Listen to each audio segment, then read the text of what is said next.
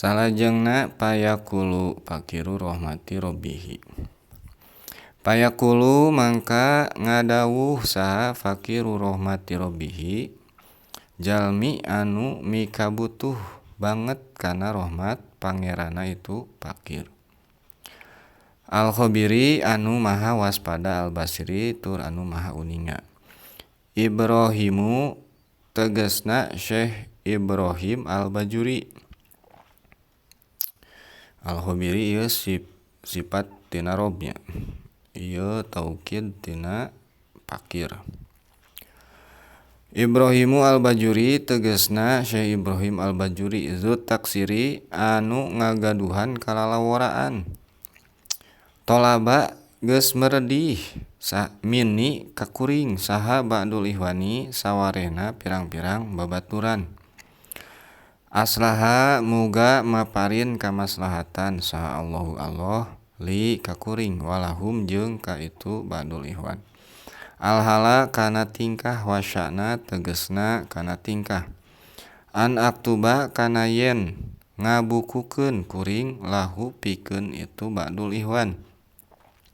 Risalatan kana hiji risalah latifatan anu lemes tashtamilu anu ngawengku itu risalah ala sifatil maula kana pirang-pirang sifat Allah. Wa adadiha jeung pirang-pirang lalawananna itu sifatil maula. Wa ma jeung perkara ya juju anu wenang. Itu mah pihaki ta'ala di hakna Allah ta'ala.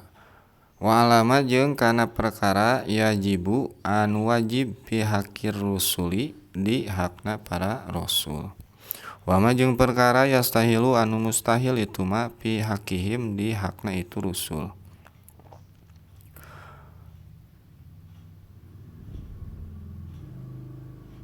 Wa ma jeung perkara yajuju anu wenang. Wa ma jeung perkara yajuju anu wenang. Sakitulah lah. Dina ieu katerangan musonif rek nerangkeun rek nyarioskeun tentang kronologisna nyiptakeun ieu kitab gitu atawa ngabukukeun kana ieu kitab tijan. Tah di dieu yen anjeunna teh nyarioskeun kuring teh banget mikabutuh kana rahmat pangeran kuring saur musonif teh.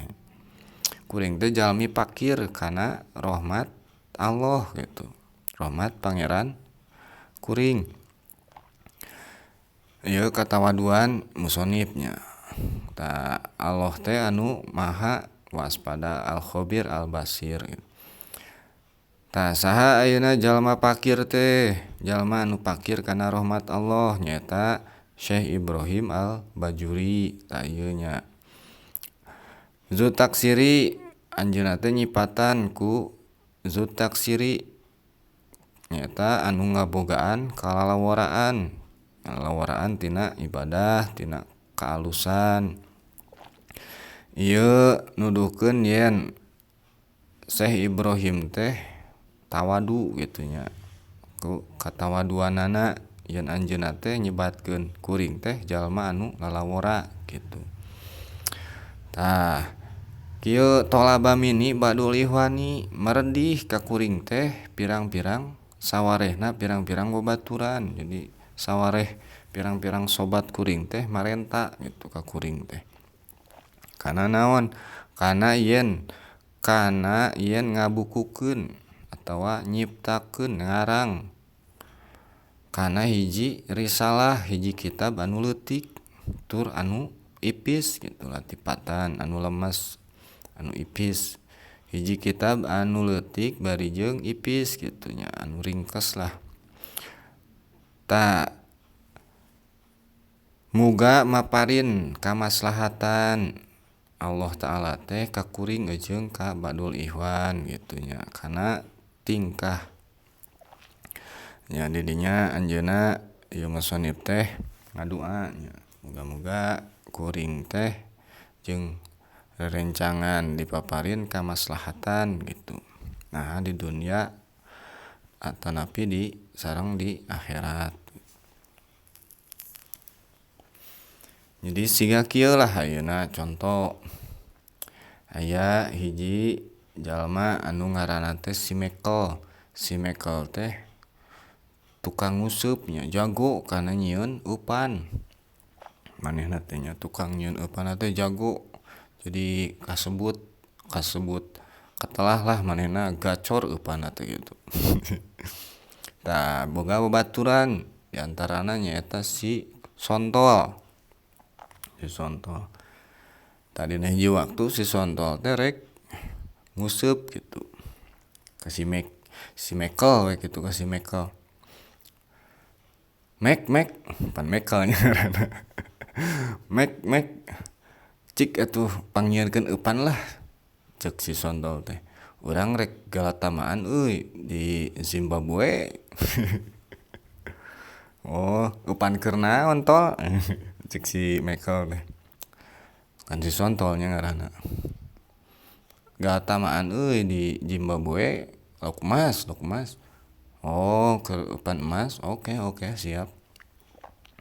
Keun ke dibere ulud lah cek si Sontol gitu. Nah, siga kitulah ayeuna. Tah tidinya we ngabukukeun musonib teh kana hiji kitab anu leutik tur anu ipis. Tah ieu kitab teh anu ngawengku anu nerangkeun kana masalah pirang-pirang sifat Allah Ta'ala jeung pirang-pirang lalawananna. Tah tuluy jeung perkara anu weunang jeung sifat anu weunang di hakna Allah Ta'ala. Tuluy jeung sifat anu wajib di hakna para rasul di pirang-pirang rasul.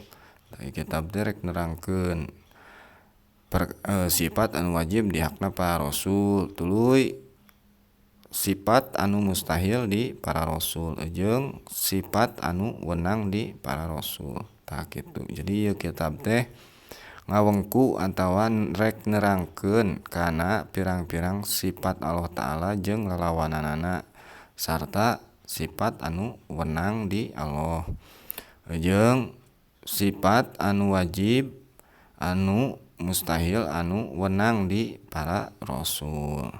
Kitu eta teh hadirin wal hadirat. Wallahu a'lam bishawab.